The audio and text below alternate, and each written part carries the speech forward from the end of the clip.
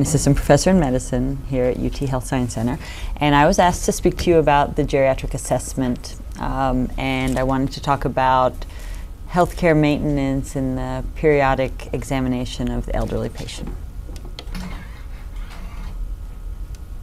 Okay, the objectives of this talk are to understand the principles of comprehensive geriatric assessment, to be familiar with the recommendations of the U.S. Preventive Services Task Force, and for those of you who don't know, there is a book that was published by the U.S. Preventive Services Task Force, which is actually quite easy to read, and it gives the recommendations in every single screening test, every single test you can do, every section. So it's very easy to look at, and they give you all the data supporting why you should do or not do a particular test, and then at the very end they give you kind of a thumbs up, thumbs down, a couple sentences. So if all you want to know is real quickly, you have no time, but you want to know in the U.S. Preventive Services Task Force, should you be screening for thyroid dysfunction in your clinic, you can really quickly look at it and get that answer.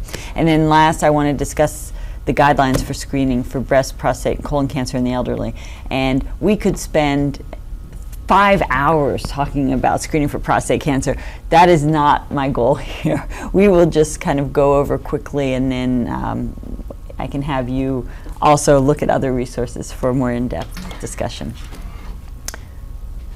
So let me just start by saying, whenever someone presents for an annual health examination, especially a geriatric elder who may have been getting care at lots of different institutions in the past, or frequently here in San Antonio we have patients who have not had any care previously, who came maybe from Mexico and have not had the more advanced tests that we offer.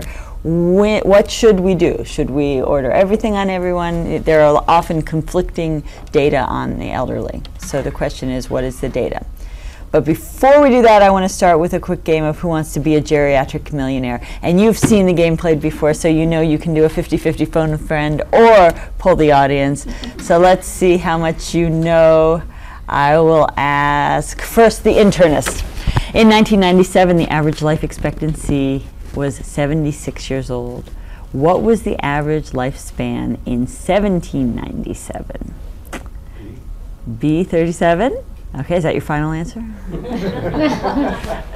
The answer is actually A, 25 years old. And why do you think that might be?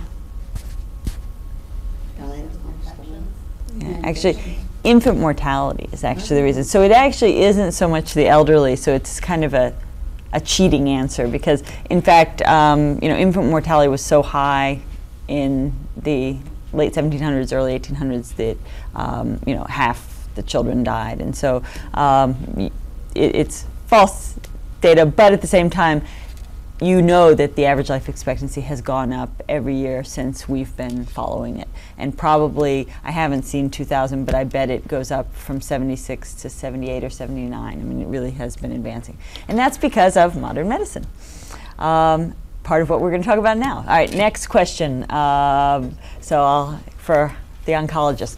The American Geriatric Society recommends continuation of annual mammography in otherwise healthy women through what age? A, 75, B, 85, C, 95, or D, no age limit? I don't think there's an age limit. Okay. Is that your final answer? I don't know what the American Geriatric Society. Actually, the American Geriatric Society recommends stopping at age 85. So the answer is B. However, we will discuss this. There's a lot of controversy about that. So, and certainly one thing we will discuss here is the guidelines change depending upon who is making the guidelines. So oncologists, their role in life is to treat and prevent cancers, right? So their guidelines are going to be a little different than, say, the American Geriatric Society, and our guidelines may be more to decrease the number of tests that an elderly person has to go through. So, the goals aren't always just living more years. There's quality of life issues too. Okay, next question, we'll go for occupational therapy. After 3 normal exams, Pap smears should be continued every 3 years to what age? A, 50 to 60, B, 65 to 70, C, 75 to 80, or D, never stop doing Pap smears? C, 75 to 80. It's actually B 65 to 70, but good. And I would say that that one is frequently not adhered to. I have 80-year-olds who still will come in and say, I've been getting my annual PAP, and it is actually not appropriate. We'll talk about who it's appropriate in. Actually, I'll skip over this one now. And let me just, start talking about the value of an annual health examination. So I'm actually not going to do the case because I want to talk a little bit about the annual exam. I know some of you probably, your grandparents went and had that annual exam every year. I know mine did. They got a chest x-ray, an EKG, I have to have my annual exam and have everything done.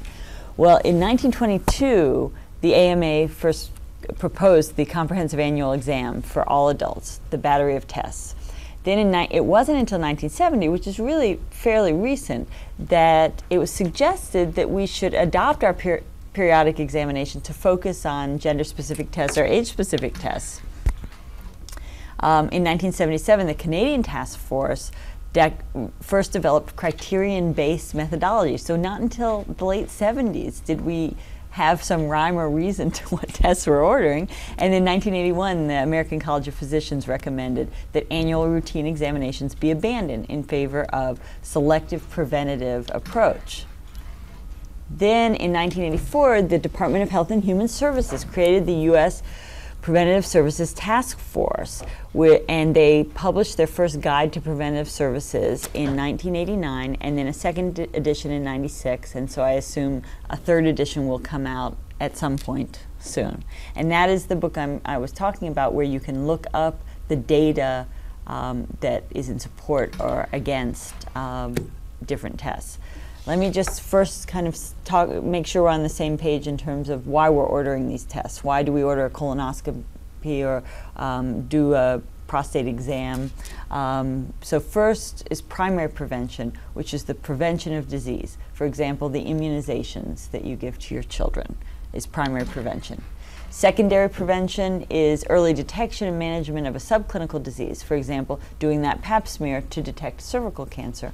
And then tertiary prevention is the management of illness to prevent a progression of that disease. For example, giving ACE inhibitors to prevent nephropathy in a diabetic patient. So, and as you know, I don't have to go through this, a screening test is only good if people are going to use it, correct? So if the screening test makes you be filled with toxic chemicals and moved upside down and, you know, in the hospital for a week, no one's going to do it. Whereas, and this is a difficult line to walk on. Some women think mammogram is too painful to go through. I haven't gone through one myself, but probably someone here has gone through one. And so it's a question of it has to be safe, accurate, accessible to the patient, not too expensive to the patient. And it's hard to, and then it actually has to find something that we can treat, because screening for diseases that we can't do anything about, the question is why to screen for them.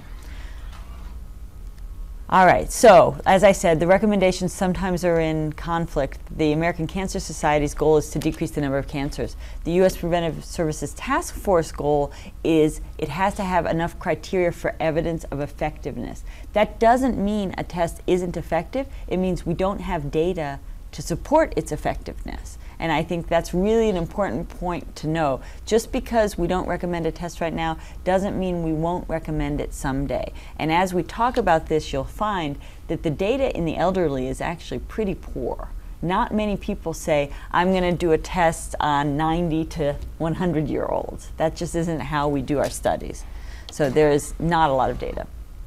All right, so are we discriminating against the elderly if we don't screen them? Are we making assumptions that their life isn't worth as much, or that they will, are we assuming that if you've made it to 80, you're not going to make it to 100? We certainly don't assume that 40-year-olds won't make it to 60, but a lot of 40-year-olds don't make it to 60. So let's start, actually let me start by saying here in the handout that I've given you, I've printed out the recommendations for the U.S. Preventive Services Task Force so that you can be looking at them. They have their screening recommendations, and they give grades of A, B, C, or D. And so as it sounds, A means that there's great data, that this is very effective. So for example, screening for blood pressure, because it's very cheap, it's non-invasive, and it works. It actually, if you treat the blood pressure in certain patient groups, you decrease their, heart attack risk, stroke risk.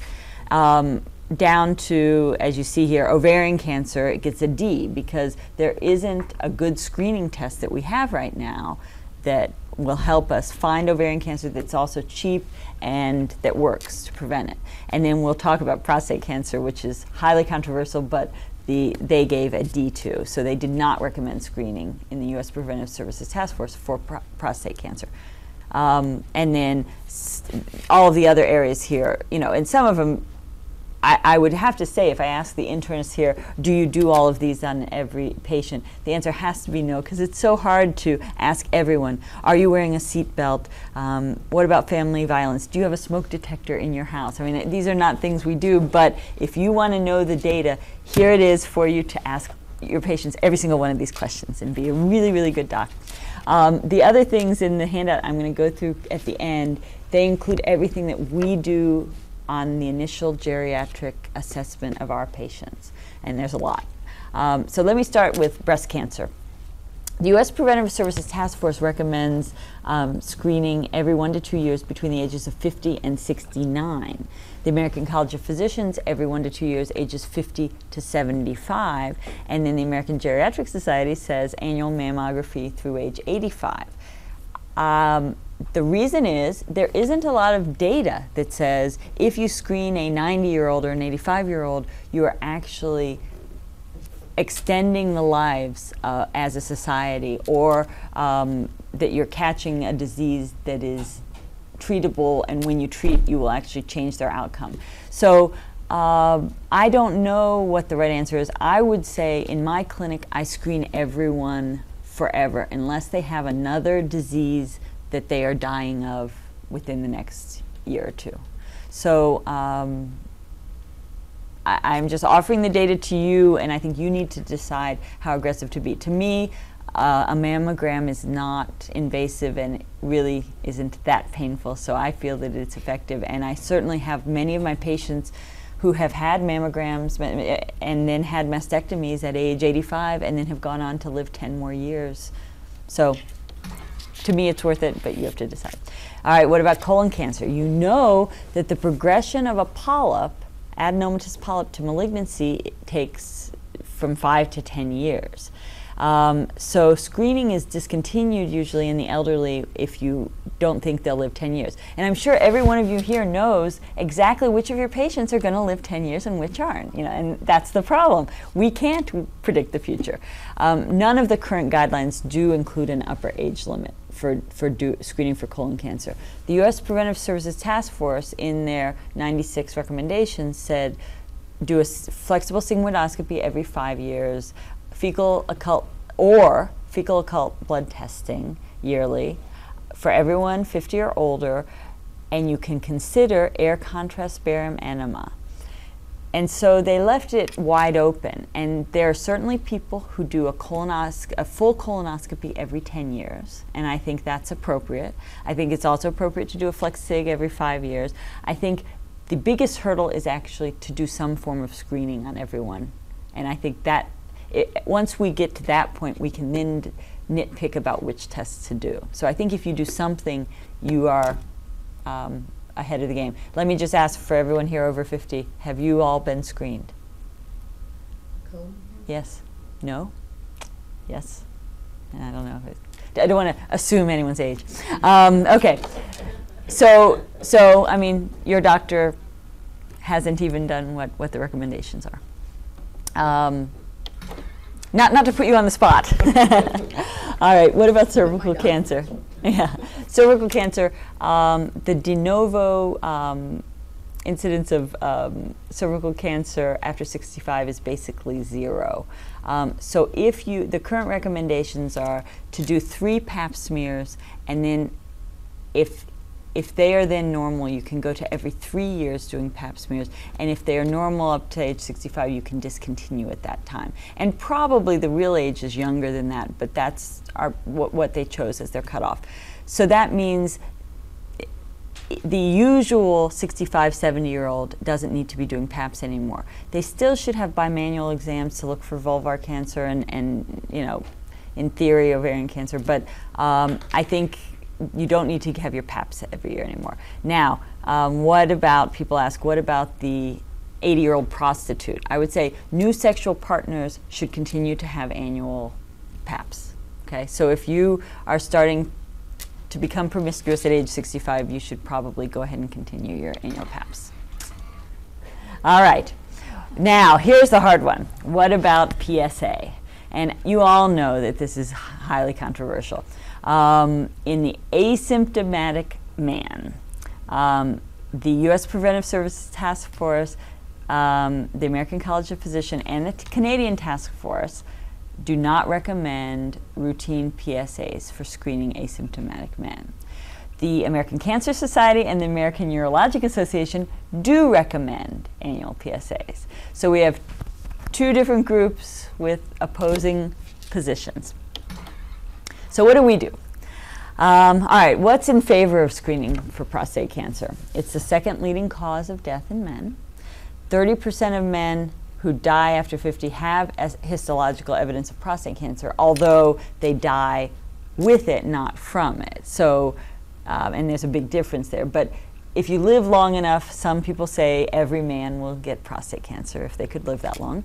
And then what's the lifetime risk of death? 3% from prostate cancer. However, the urologists say, since PSA screening began, some urologists say they have not seen any metastatic disease. You know, they used to see metastatic disease all the time, and now it has almost gone away because we are catching them much earlier. So their argument is, if we're preventing metastatic disease, then there is a benefit. All right, what about the information against screening for prostate cancer? The specificity of the PSA test is low. The positive predictive value is 20 to 30% low. Confirmatory tests for prostate cancer are invasive, and you've all seen this, where you think someone has prostate cancer, you send them, they, you know, stick something up their rear end, they do biopsies, they biopsy 6 different places, it's negative, so we bring them back then again maybe 6 months later, we do 6 more biopsies. After several different rounds, we finally find some cancer because it's not that easy to find cancer. There's a very randomness to screening for prostate cancer, for testing for it. And here's the other problem. For every man in whom cancer is confirmed, 4 men without cancer will have needles poked in their rear end. I mean, so it is not such a benign thing. If it were like mammogram, where all we're doing is an external test, I think it would be a lot easier to make this decision. All right, so what about digital rectal exam? When we were all training, everyone had to have a rectal exam every year, every time they came into the hospital, all the time. Well, now there's data about this. The digital rectal exam is not sensitive or specific. In some studies, 17% of men over 50 will have some kind of suspicious finding if you check them, but there's no reduction in morbidity from either prostate or rectal cancer by doing a digital rectal exam. Why is this? Because tumor grade is the primary determinant, and so finding, you know, once again, it is not a sensitive or specific enough test. It sends us a lot of bad data, false positivity. What does the American Cancer Society say? Or the American College of Physicians say, because people with a primary relative with prostate cancer have a 2.4 times increased chance of prostate cancer, and because black men have a 15% higher risk of prostate cancer than Caucasians, that you should consider screening in black men or people with a primary relative ages 40 to 60. But that still doesn't answer our question, in the elderly should we be screening. What is the conundrum here? that a moderately differentiated cancer, if untreated, reduces life expectancy by 2 years for a 65-year-old and only 1 to 2 months for a 75-year-old. So that's the issue, that when you're younger, there's more benefit. The older you get, and I'm sure if we had a slide for an 85-year-old, it would be even less. If you say to a 75-year-old, okay, I'm going to do all these tests for you and you'll live 1 month longer, most of them will say, well, then just don't do the test. Okay, but there's more, because what are our treatment options? If we had a great treatment option, I think it would be a little different. But usually expectant management, which is just watching them, is usually reserved for the more elderly. But the problem is, so 84% of them will survive 10 years without any treatment with their prostate cancer, but 42% will develop metastases and bone pain. So they may not die of it, but they may not have a pleasurable time while they're still alive, and that is significant. But what is the treatment? Well, radical prostatectomy and radiation therapy both cause up to a 30% chance of incontinence and impotence.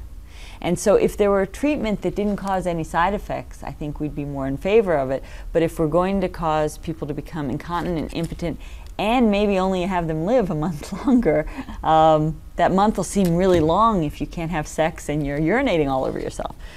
And then, you know, there are primary hormonal treatments, which are what primarily we do in our very elderly patients, and they are fairly well tolerated.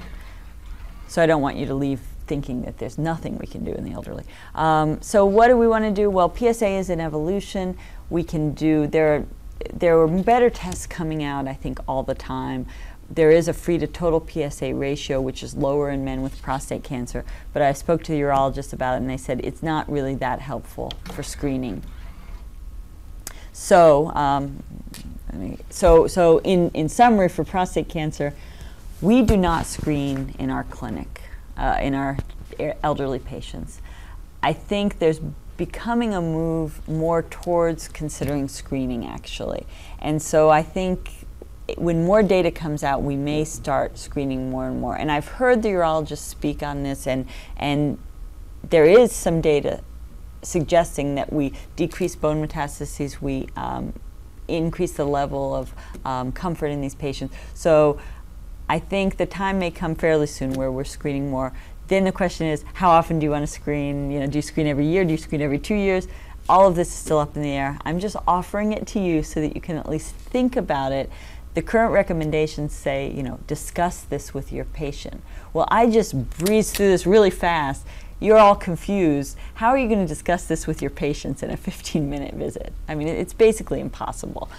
So I think you have to decide, are you the kind of healthcare professional who wants to be very aggressive and catch everyone, even if it means that we cause some people pain or discomfort or infection or impotence? Or do you want to be the kind of person who wants strong data before embarking upon that pathway? So the U.S. Preventive Services Task Force and the ACP have said, I want strong data before I'm going to support that.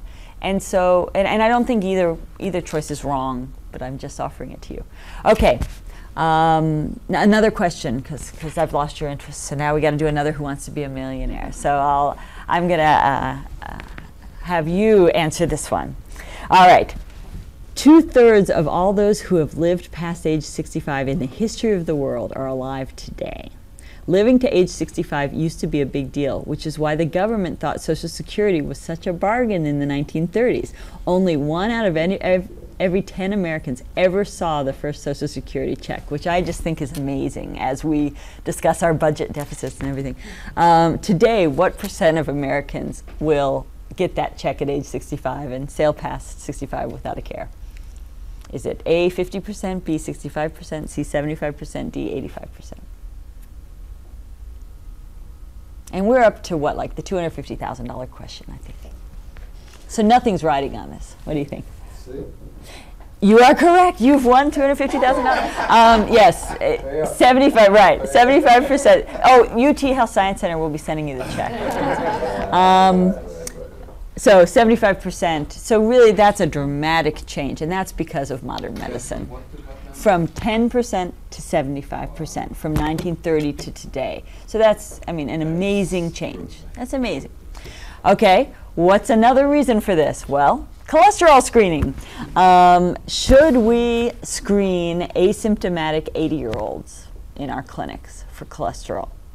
Now, remember we talked about primary prevention, secondary prevention. This is a key point. Screening, when I'm talking about this, I am not talking about treating people who already have coronary disease. Because if you already have heart disease, it doesn't matter what your age is, you should be treated. And there's strong data to support that. But I'm saying, what about if we don't know that you have heart disease? If you are just coming in off the street, living your life, and you are 40 years old, should you be screened? What about if you're 80 years old, should you be screened? All right, so what is the data here? The 4S study you've probably heard of, Scandinavian Simvastatin Survival Study. This was patients who had already had an MI. So this was not just the guy walking in off the street. Age 35 to 70, so once again, we're not talking about our 80-year-olds. And simvastatin had a 30% decrease in mortality over placebo group. All right, the WASCOPS trial, the West of Scotland Coronary Prevention Trial. This was asymptomatic men, so now we're getting here. We're talking about people who don't already have heart disease, and their mean cholesterol was high, but look at the age. They were 45 to 64, so they didn't even start to be geriatric. But what did it show? That pravastatin did cause a fall in LDL, also a 31% reduction in coronary events, 22% risk reduction in total deaths. So very good data showing these people should be on cholesterol-lowering medications. The National Cholesterol Education Program does recommend having your LDL less than 100 in post-MI patients, stroke patients, diabetic patients, but at this moment, do not recommend statins for the asymptomatic patients, although that is certainly an evolution, and you've heard the recent data more in support of treating younger and younger and asymptomatically. So what should we do in the elderly? The American College of Physicians and the U.S. Preventive Services Task Force and the Family Practice Association all recommend that you stop screening at age 65 and older. So in fact, in my geriatric clinic, I should not be screening anyone for cholesterol. Now that doesn't mean I don't order cholesterol tests, because I order them on everyone who's had a stroke, heart attack, you know, lots of risk factors, which ends up being almost every patient at the VA. So we screen a lot, but I don't, but the little old lady who's 80 years old, who's very healthy, who comes in and says, I'm worried about my cholesterol. There's no data to support screening her, because if you screen her and she's high in her cholesterol, you're going to start her on a medication when there's no data to support that that medication will change anything. It may give her an allergic reaction or hepatitis or something bad, but there's no data that says it will make her live longer right now. Now, there are other studies, though, that are seeming to support perhaps in the elderly we will someday want to. Now remember, the main therapy that we use now is statins, and I think most people agree with that. I mean, the days of titrating up niacin, I think, are pretty much gone.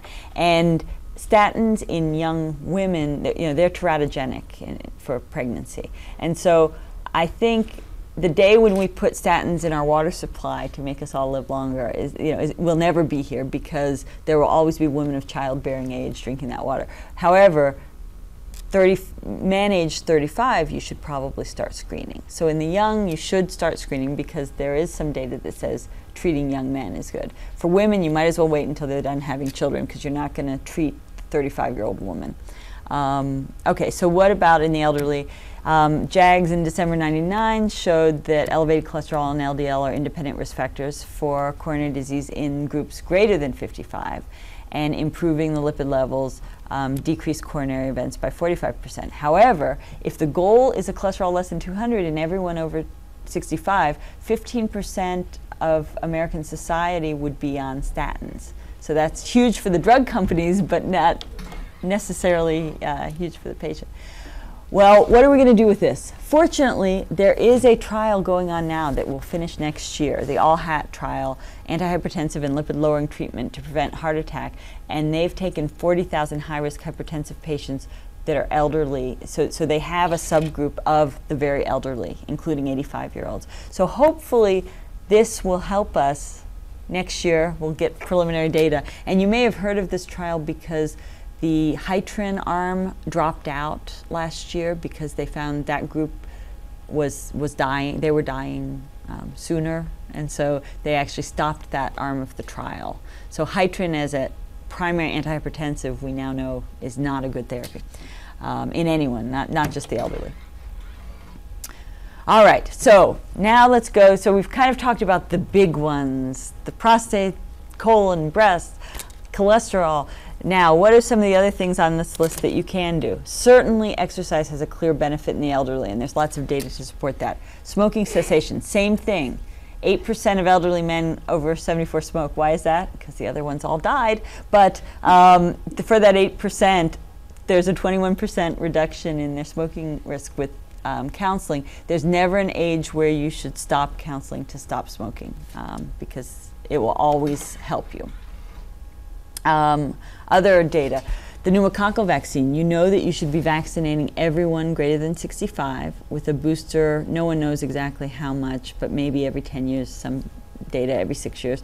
It reduces the risk for systemic infection due to pneumococci by 73%. And it works, it's just as beneficial in the elderly, the infirm. I mean, it does not have decreased efficacy, so you should be giving everyone, all elderly, the pneumococcal vaccine. What about tetanus? Well, I used to say, what difference does it make? My patients aren't out stepping on stepping on nails, and they're elderly. But in fact, half of all U.S. tetanus deaths are in people greater than 70. Now, the total number is very low, so there aren't that many tetanus deaths in the United States. But at the same time, if half of them are all in the elderly, maybe we should be continuing our tetanus booster. So booster every 10 years. All right, what about aspirin? Now, you know that the data supporting aspirin is in support of baby aspirin. 81 milligrams reduces your risk of MI and stroke. Maybe even decreases colon cancer risk. There's all data all over the place with this. I recommend that every person over the age of 50, every postmenopausal woman and every man be put on a baby aspirin a day. But the data to support that is not that strong. The data is more supporting in post-MI patients, very supportive, in post-stroke patients, very supportive. But I think the risk is low and the benefit is great. So I personally have all of my patients on a baby aspirin. And there really isn't data supporting 325, full aspirin. I'm not exactly sure how that evolution came about where everyone started to take a full aspirin, because the data supports a baby aspirin. I think it may be because if you're non-compliant, and you only take one full aspirin a day, it will still cover you, or if you only take one full aspirin a week, it will still cover you, whereas if you only take one baby aspirin, it won't be enough if you're non-compliant and not taking it. But, so I guess there's few patients I'll put a full aspirin on. Those who I think will miss most of their doses, I'll go ahead and shoot for the higher dose. You have a question? How about asymptomatic 80 years old? Would you put that person on the aspirin? Yeah, the older they get, the harder it is to decide, but the main cause of death in an 80-year-old is what? It's an MI. I mean, it's still an MI, and so I still try to put them on it. It depends on the patient. My severely demented patients, I try to minimize their meds, honestly.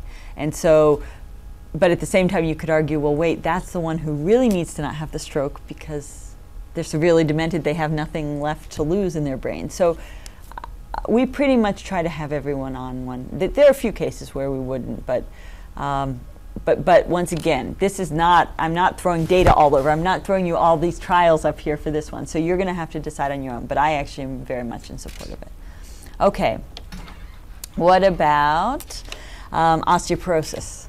So the U.S. Preventive Services Task Force recommends counseling, and since the 96 data came out, we now have more bad data about hormonal replacement therapy than good data. And as you know, the HERS trial showing that in women who had coronary disease in the first year especially, they died at higher rates. They had more MI, more events with estrogen than without estrogen. So I think estrogen replacement therapy is completely unclear at this point in time.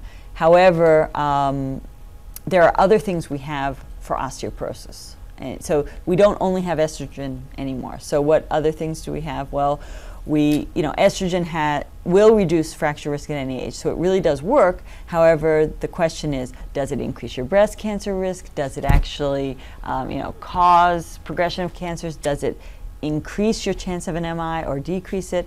So what else do we have?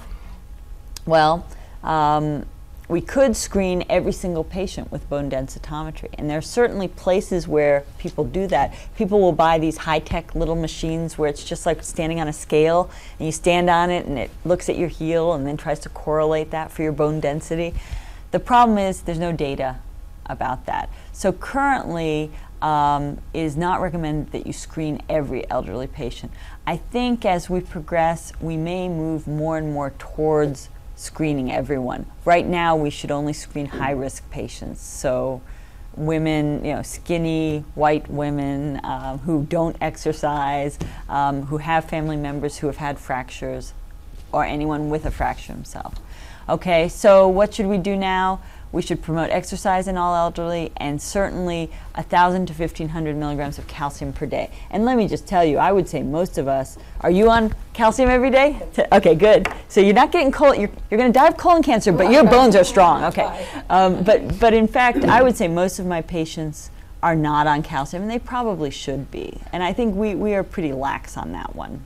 And one of the reasons is, if you have an elderly patient who's already taking 10 medicines, adding, 5 more preventative medicines is hard to do. It really is.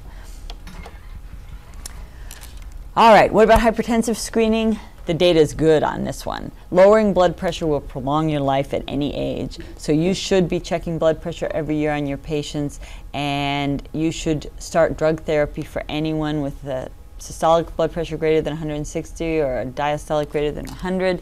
The SHEP trial was clear on this in the elderly, looked at systolic hypertension in the elderly program, and it was patients greater than 60, and the stroke reduction was 50%. It was great data. So you should be, once again, this one's cheap and easy and it works. Okay, one more question in the back. Should politicians care about the elderly? 30% of 30-year-olds vote. What percent of 70-year-olds vote? Is it A, 40%, B, 50%, C, 70%, or D, 110%? I would have to guess C. You are correct. You vote your age group. So 30% of 30-year-olds vote, 40% of 40-year-olds vote, and 70% of 70-year-olds vote. Obviously, it doesn't continue up after that, because then they start to be ill and don't vote. But this is a great group. This should be the target group of every politician, the 70-year-olds, because there are more and more of them every year, and they vote more than the young people do. So that was like $500,000 question you got. All right, what about diabetes? There is not data that says that you should screen everyone. You should screen overweight patients, people with abnormal lipid profiles, but not necessarily everyone. But let me just tell you that we so often will get a Chem7, which includes a glucose, that in effect we are screening most of our patients. I think it's very rare to have an elderly patient who has not had any chemistries done, not including the glucose. But there isn't data that says you should. Glaucoma, unfortunately, our ability as internists, family practitioners, non-ophthalmologists to screen for glaucoma actually isn't very good, and that's the problem. If there were a good test that we were good at, we should screen, but since only ophthalmologists are good at it, the American Academy of Ophthalmology recommends an exam every 1 to 2 years after age 65. The American College of Physicians does not, so they did not, nor the U.S. Preventive Services Task Force. I refer basically everyone who has hypertension, diabetes, or a change in their visual acuity for an annual screen. And that's most of our patients. So I do screen a lot. Thyroid dysfunction. I am very in favor of screening with TSHs, but the data doesn't support it. So I can just tell you that. I think we have a lot of underdiagnosed hypothyroidism in the elderly, and clinically you can call it silent, but I think a little bit of depression in the elderly can be attributed to thyroid disease, and we find a lot of it. And we find that once we treat them with very low dose levothyroxine, they perk up, they do better, they're happier. So that's why I screen, but just so you know, the data does not support screening. All right, what about other things? I give a multivitamin to every one of my patients. Does vitamin E decrease the risk of MI and slow the progression of Alzheimer's disease? I don't know, the data's mixed. It certainly is not a bad thing. I mean, there's not a lot of harm in vitamin E, but I prefer to just give a multivitamin, and so I don't usually give it. Folic acid, it's in your multivitamin. I'm in favor of that. Dementia. So let me move to what we do in our initial evaluations. When a patient comes to the geriatric clinic at the VA, we spend over 2 hours with them doing a lot of tests. So we do a general physical, then we screen, and I've given you the handouts here. We do the activities of daily living. We do the instrumental activities of daily living. We do a mini mental state exam on everyone. We do a clock drawing test on everyone. We do a geriatric depression scale on everyone. We screen for their hearing. We do also a gait and balance evaluation on everyone. And we also do a visual screen on everyone. And that takes a long time. I don't think it's practical for all of you to do all of that on every elderly patient. I think that's why there is a purpose to having geriatric clinics out there. But why should you screen for dementia? It used to be there wasn't a lot of reason because there wasn't any medication that was effective for dementia. So we basically did it to initiate caregiver support and to help with prognosis. However, now we have acetylcholinesterase inhibitor therapy such as Aricept, and now there are more, also Remenil, and I actually don't use all of them. So perhaps we should be screening for dementia. The U.S. Preventive Services Task Force did not support routine screening on every patient, but I think doing an MMSE is a pretty, even though the data doesn't support, you know, the sensitivities and specificities are actually not really great for it, I think it's a pretty fast and easy test to do, and then you can then refer them for further testing to a psychologist. Do you do GES on them also? We do. So it's in here, the geriatric depression scale. We do both, yes. And so let me just say, the MMSE, the score is 0 to 30. Anyone less than 24 or less, it suggests that you should do further evaluation. Sensitivity 80%, specificity 80%, so not perfect. Clock drawing also, sensitivity, specificity is also in the 80–85% range. But I think if you do some screen, at least you're addressing patient fears also, because a lot of our patients are afraid that they're losing their memory. And when they do well on these tests, it can help bolster their confidence. And when they do poorly, we can do more testing and find out if it really is dementia. And one of the things that it frequently is actually depression. If you just ask the question, do you feel sad or depressed, which took me, what, 3 seconds to ask? An affirmative answer is sensitive about 80% of the time, specific 87% of the time. That's not very long. That doesn't take very long to add into your exam. In the screening with the GDS, there are different GDS scores, but in ours, a score of 5 or greater is probable depression, and we do further evaluation. We have a full-time psychologist in our clinic who then goes on to do more testing on them. Hearing screening, I'll skip. You should screen. Let me just say, in our clinic, most of our patients are hard of hearing, and we have little pocket talkers, which are just a little amplifier that we put on all of them, and it does wonders for them. And it's available just with a prosthetics request at the VA, so any patients can get it and take it home. So it works really well if you need something to buy the time before they get actual hearing aids and a more formal test. Adverse drug effects. Remember, every drug has an adverse effect. They have more effects in the elderly. We could talk about that for 5 hours also. But remember, simple things like nonsteroidal anti-inflammatory drugs. Motrin can cause CNS side effects in the elderly. It can make them loopy. So don't think that just because it's over the counter, it's safe for elderly, because it's not. So we have our own pharmacist who also does pharmacologic screens on all our patients when they come in. So once again, to take this and put it in your own internal medicine clinic is not it's not a possibility. It would take too much support to do it on everyone. So then we do the IADLs, ADLs. All right, so let me just kind of summarize. I've given you tons of info, probably too much. I've given you in the handout a copy of an article also if you want more data. But basically to tell you that I think screening in the elderly is important, but you have to screen those that it's most beneficial for. And keep in mind that screening someone who already has an MMSE of 3 and is completely demented isn't really worthwhile. You know, you have to take into account, what are you screening for? You know, am I going to take a completely demented person who can't even take care of himself and then put him through a major surgery, you know, because I find a colon polyp? You know, I don't think we will most of the time. So try to take the whole patient into account, but then don't underutilize screening tests. So I have, and I tell you, I did a colonoscopy on a 95-year-old man because he was a completely healthy 95-year-old man who should live another 10 years. And I said, if he ends up having a polyp, it'll be easy to remove, whereas if he has a big cancer, it could cause him a lot of pain, agony, and it could kill him. So I do screen some elderly. So let me end with a geriatric fable question. So I'll throw it back actually to the front to our internists again. A metaphor for aging comes from the Greek fable in which the beautiful goddess Eos falls in love with a mortal named Tithonus. So in love is Eos that she asks Zeus to grant immortal life for Tithonus so that she can be with him forever. But what did Eos forget to ask for? Is it A, eternal financial security, so the money ran out in their 45th year of retirement? B, eternal fidelity, so Tithonus dumped Eos for a fine young blonde?